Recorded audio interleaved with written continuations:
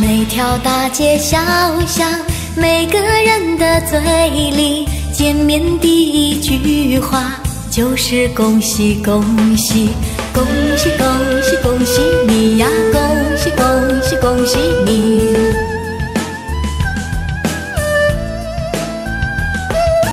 冬天已到尽头，真是好的。 Para oma, opa, ibu dan bapak, saudari-saudara, para romo, frater, suster yang dikasihi Tuhan, ni hao ma. Bahasa Mandarinnya cukup sampai di situ aja ya. Saya sebetulnya ingin memberikan homili dalam rangka peringatan atau merayakan tahun baru Imlek dalam bahasa Mandarin, tetapi nanti kasihan tim audiovisualnya harus menerjemahkan pakai bahasa Indonesia. Bapak Ibu saudara-saudari yang terkasih, di antara kami berempat para romo, saya mendapatkan tugas perutusan untuk menyampaikan homili. Bukan karena apa-apa,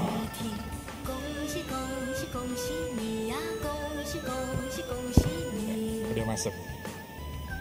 Ini belum translate pakai bahasa Indonesia dari Mandarin ya. Ini udah repot ini ya. Bukan karena apa-apa saya diminta untuk homili, ya pasti moga-moga ini bisa menjadi perutusan bagi kita semua. Ya selain saya pasti yang paling muda. Lalu yang kedua, saya juga berasal dari keturunan Tionghoa. Yang pada kesempatan Ekaristi atau pada hari ini kita bersama-sama merayakan Tahun Baru Imlek. Maka mengawali renungan saya ingin mengucapkan kepada Anda semua, umat beriman, baik yang hadir di gereja maupun yang mengikuti Ekaristi secara live streaming, saya mengucapkan selamat Tahun Baru Imlek untuk Anda semua. Kyonghi, Kyonghi. Bapak Ibu, saudara-saudari yang terkasih, saya mencoba untuk merefleksikan sedikit apa sebetulnya yang menjadi inti dari perayaan Imlek itu. Sejak kemarin, saya mengikuti, tidak semua tradisi saya ikuti, tetapi setidaknya yang pernah diajarkan oleh orang tua saya. Sejak kemarin sudah mulai bersih-bersih kamar, ya kan? Mungkin di antara Anda semua atau mungkin Anda semua yang merayakan Imlek mulai bersih-bersih kamar ya. Dari sudut yang paling tidak pernah disentuh, ya kan? Kelihatan sekali itu, wah, kotorannya sudah menumpuk gitu ya. Karena di bawahnya ranjang atau di sela-sela lemari dan seterusnya, atau di atas lemari yang paling atas kan kadang-kadang tidak tersentuh. Tetapi dalam kesempatan malam sebelum Imlek di pagi hari mulai bersih-bersih ya.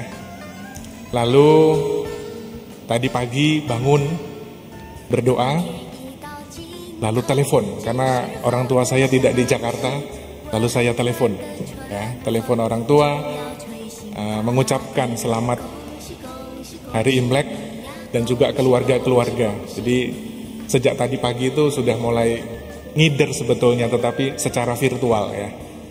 Ada yang pakai Zoom, ada yang pakai video call, macam-macam ya. Ada yang orang telepon saya dan seterusnya. Itu sebagai ungkapan ya, bahwa perayaan Imlek ini adalah perayaan syukur. Selain perayaan syukur, yang saya hayati di dalam Tahun Baru Imlek ini adalah perayaan Imlek itu adalah perayaan keluarga. Kita bersama-sama di dalam keluarga. Saya senang sekali ketika Anda semua mungkin tadi malam ada yang merayakan malam Tahun Baru Imlek bersama-sama dengan keluarga, entah makan-makan dan seterusnya, meskipun dengan protokol kesehatan yang ketat. Tetapi setidaknya berkumpul di dalam keluarga, menyatukan dari berbagai hal, berkumpul bersama melalui perjamuan makan itu, dan kita bisa saling berbincang-bincang, berkomunikasi satu dengan yang lain. Tadi pagi, kita mungkin memberikan ucapan selamat Imlek Kyonghi kepada orang tua kita, menunjukkan bahwa ini adalah perayaan keluarga. Kita bersama-sama berkumpul sebagai anggota keluarga, menghormati orang tua kita, orang yang kita hormati di dalam keluarga.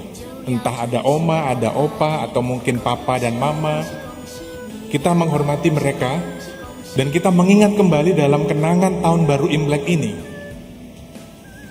mengenang kembali jasa dan jerih payah mereka yang sudah mendidik kita.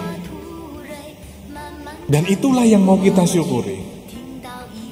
Maka saya berharap kepada teman-teman muda ya, sudah memberikan penghormatan kepada orang tuanya tadi pagi, memberikan salam dan selamat tahun baru Imlek. Saya nggak tahu, Miss Dinar, ini orang muda sudah memberikan selamat. Edric sudah berikan selamat buat papa mamanya, sudah ya. Felix sudah ya. Evil sudah ya. Oke. Palina sudah ya?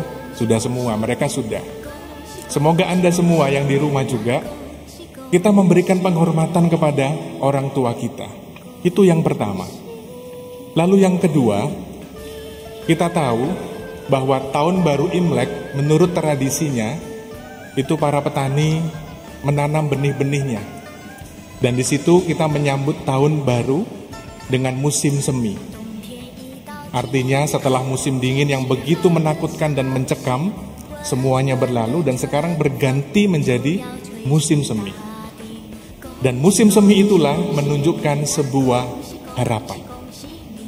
Di musim semi itulah kita sungguh-sungguh berdoa bersama-sama dengan harapan yang baru.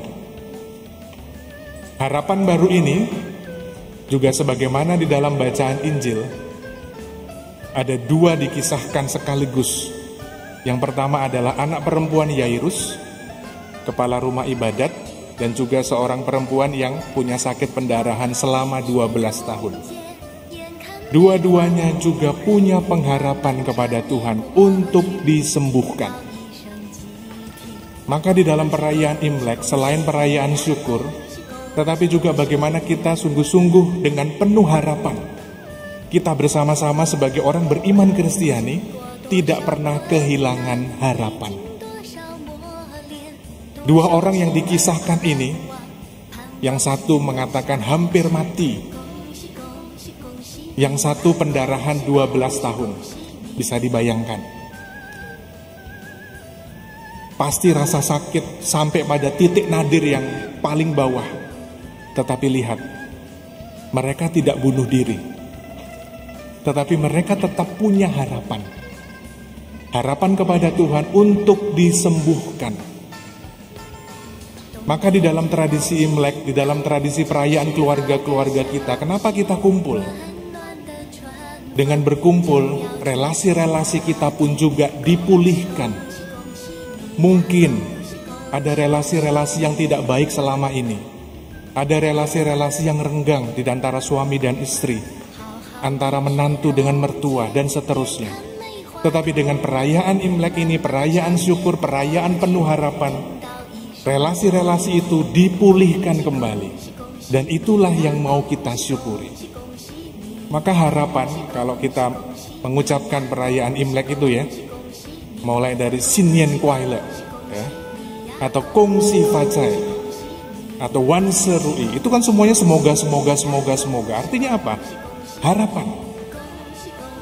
Kita berharap di tahun baru ini, semoga semuanya menjadi orang-orang yang terberkati, mendapatkan rezeki, mendapatkan kesehatan yang baik, dan seterusnya. Itulah yang mau kita gabungkan di dalam perayaan Ekaristi kita ini. Bapak, Ibu, Saudara-saudari yang terkasih, mari kita mencoba untuk kembali ke dalam diri kita, dan terus menghayati serta menghidupi iman Kristiani kita, bahwa kita adalah orang-orang yang tidak pernah kehilangan harapan. Semoga kita semua sebagai orang beriman Kristiani tentu diberikan anugerah dan karunia kepada kita semua dari Tuhan sendiri, dan kita juga bagikan kepada orang-orang di sekitar kita. Harapan itu tidak hanya disimpan untuk diri kita sendiri, tetapi juga kita bagikan kepada orang-orang di sekitar kita. Semoga orang-orang yang berjumpa dengan kita juga boleh merasakan harapan yang datang dari Tuhan.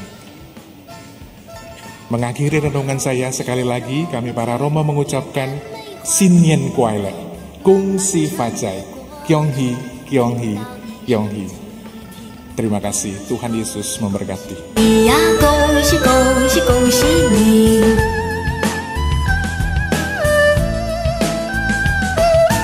经过多少困难，历经多少磨练，多少心儿盼望，盼望新的消息。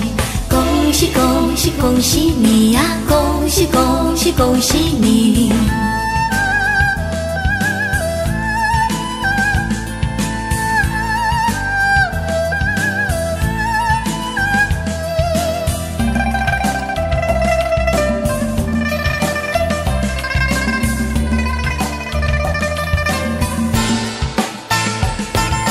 冬天已到尽头，真是好的消息，温暖的春风就要吹醒大地。恭喜恭喜恭喜你呀，恭喜恭喜恭喜你。